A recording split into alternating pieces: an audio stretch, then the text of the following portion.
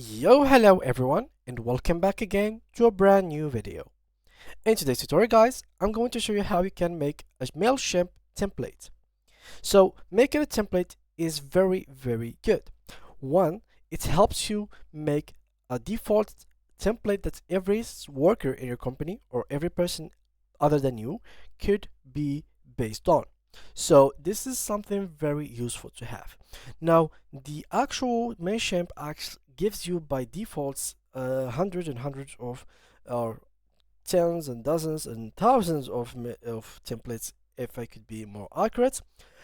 But in our case, we would like to make our own template from zero. So what I'm going to do, as you can see, here are the top templates. It will give you this at the beginning. So here are all the templates that are available for me in my free version account. Now in my case, I'm going to start here from the scratch. So I'm going to click right over here.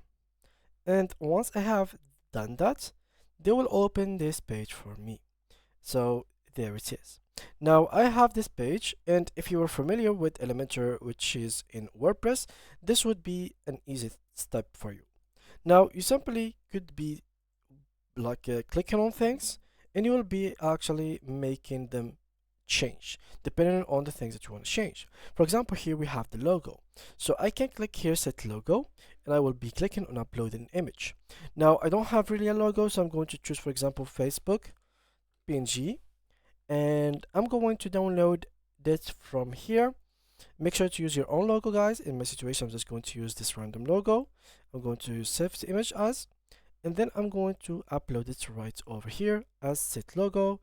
Choose this one, and as you can see, the Facebook will be added right in the top.